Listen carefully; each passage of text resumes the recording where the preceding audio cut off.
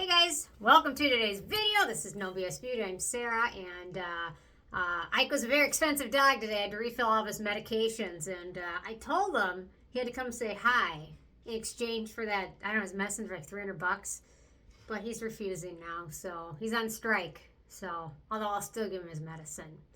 Lincoln, you want to say hi? These dogs, man. Okay. So, sometimes I get really fired up about certain things when it comes to skincare. Yesterday's video was no exception. If you didn't check it out, check it out. It was kind of more discussing the reality behind influencers and reviews, and just any reviews in general, not even influencers. So, I kind of talked about that. Today, I just want to talk about beauty terms, advertising, marketing, beauty terms that really don't mean much. Or, in fact, to me, they mean something much worse. So, there's a lot of things about beauty and marketing that is really just solely, it's just marketing. It's just about numbers trying to sell products. And I get it. A lot of companies want to sell products, which is how they make money. But some ways they do it, I find kind of disingenuous. First of all, there's certain terms that I just find scammy. Something like booster. Whenever I see the word booster in a product, I have a feeling it's not going to be a full size because that seems to be the thing. So this is one brand that has a vitamin C booster, which is very expensive, and the bottle is very small, but it's a booster, so don't worry about it. Yeah, okay. So this is one. Use once or twice daily, apply to face and neck. It's not a booster, it's just a serum in a small bottle. There's a lot of other things that don't mean anything. Things like the word clinical. It doesn't mean anything. It's not regulated. Most beauty terms, skincare terms, don't mean anything unless it comes to certain things like sunscreen. Then it means something. Or things like tretinoin because it's prescription. But anything you're buying over the counter that's not from a pharmacy, there's generally really little to no regulation. There's a tiny bit of regulation when it comes to two terms, actually one of the two terms, natural and organic, which we see a lot more. The term natural is meaningless. The term clean is meaningless. It doesn't mean anything. Those terms are not regulated by anybody at all. It doesn't mean anything. Clean doesn't mean anything. There's one famous person that was talking about you should never use anything on your face if it's an ingredient you can't pronounce. Or if it's a chemical. Well, everything's a chemical. Water's a chemical. So that doesn't mean anything. The term natural and organic doesn't mean anything. Natural, if you describe the definition, it's a substance, product, or ingredient that is derived by a plant, mineral, or animal byproduct. But it really isn't regulated by any governing body. So it doesn't mean anything because nobody's watching that term. Ike is unhappy now. The Ike strike has begun. The term organic, however, does mean something. Organic is actually a regulated term. And up until recently, we haven't really seen anything really involving those two terms up until there's a brand called Truly Organic. And in fact, they weren't organic at all. They weren't organic. So you know what happened? They got sued out of a lot of money, and they lost. And now the brand is just called Truly, and they're at Ulta. I actually saw it in my friend's cabinet the other day, and I was like, no.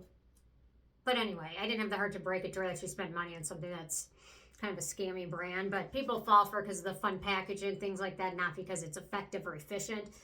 So when it comes to certain terms like natural and organic is a strongly defined term. Natural really doesn't mean anything. Clean doesn't really mean anything. Other terms, dermatologist recommended, dermatologist tested, dermatologist approved, clinically tested, clinically proven, they don't mean anything. That could mean they might have had one dermatologist test it and say they liked it, or they might not have even done that. Nobody's going to check it. It doesn't matter. It's meaningless. Hypoallergenic is another term. It's not regulated. A lot of skincare, pretty much most of it, with the exception of sunscreen and things, prescription, these terms don't mean anything. Nobody's monitoring who's using them and, telling certain people they can't use them. Non-comedogenic, I see this on so many products. And I notice Estee Lauder tends to use it a lot on their brands, non-comedogenic. and I will look at it and then I will see a gazillion coconut oils or different oils that are comedogenic or certain other fatty alcohols that are comedogenic. So that is another term. Nobody follows it. It's not regulated by anybody. It doesn't mean anything. So yeah, so Estee Lauder's particularly one, in my opinion, that tends to use that on everything, and it's not always right. Pediatrician approved, same thing as dermatologist approved, doesn't mean anything. Unscented and fragrance free, these two terms are used very liberally back and forth by a lot of different brands. And there is two different things. A product can be unscented and fragrance free, and it can be either or. So a lot of brands try to use things like natural fragrance included. So it has like essential oils instead of just perfume or fragrance, which is just for some people just as irritating. So a product can not have fragrance ingredients, but it can have a scent. Like vanilla is technically actually a beneficial ingredient, and it can be used in something to give it a little bit of a scent. But that doesn't necessarily mean it's unscented. So anyway, so that's some more terms that really are used too often. Studies cited on packaging, clinical results. We saw this one in clinical. That doesn't necessarily mean anything anyway. These studies can be done a lot of times by the manufacturer of the product to prove something, and then they typically have very small groups that are tested on, so that again doesn't really mean anything. Patented technology, just because something has a patent in it doesn't mean it's the next best thing. Algenist has a patented algae that they use in their products, but there's really no independent study showing this algae is like greater than any other algae you use. So just because it's a patented technology, I mean, you could probably patent, I don't know. You could probably patent, I don't know. Anyway, like a formula for something, and if it never is used or it's not beneficial, doesn't matter. Let's see, maximum strength, clinical strength doesn't mean anything.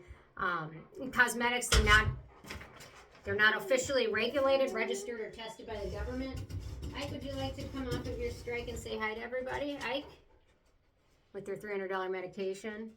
Anyway, so things may be done, but there's no real government clearance. A lot of other terms exist that really just don't mean a whole ton. So I think booster, another one I love is activating serum. What are you activating? If it's an active ingredient, that's one thing, but an activating serum or purifying or detoxing, all that stuff, you really just have to, in my opinion, go by the ingredient list, go by what works for you. I necessarily wouldn't even say go by someone's review all the time, because they might have a different skin type than you. They might have a specific allergy to one ingredient that's going to make them hate a product. For me, bismuth oxychloride, which is in some primers and things like that, or eyeshadows, gives me an allergic reaction. So I might find a primer that would work for everybody else, but for me, it's going to cause a reaction. I'm not going to like it. So, I mean, the big thing is go look at ingredient lists. That's where you can do the most research yourself. And even then, sometimes the devil's in the details, how it's formulated. Especially things like liposomes, time release. I mean, you can't necessarily just figure that by the ingredient list, but sometimes you can. So I think that's your best bet to start there. And if you have somebody you watch or reviewer that has skin like yours, that might help a little bit. But then again, they're getting paid by the brand to review the product or getting it for free. Again, they might not necessarily say what's going on. Or I love all these decluttering videos, which I've kind of started to do. But there was one, I'm not going to name them out, but it was 1 week they're like, this is the best serum ever. And then literally 2 weeks later, a decluttering video, they're decluttering it. So remember that. Anyway. So I'm just curious, your guys' thoughts on anything related to this, because when it comes to skincare, every aspect of it is marketing. From the packaging they use, to the color of the bottle, to the words on it, to the ingredients. It is all marketing. All these brands want to sell more and typically make more money, and most brands are pretty successful at that, especially these days. So anyway, interested in your thoughts, and now I'm going to pull Ike off strike and give him his medicine. So anyway. Thanks so much. I'll see you guys more tomorrow. Bye, guys.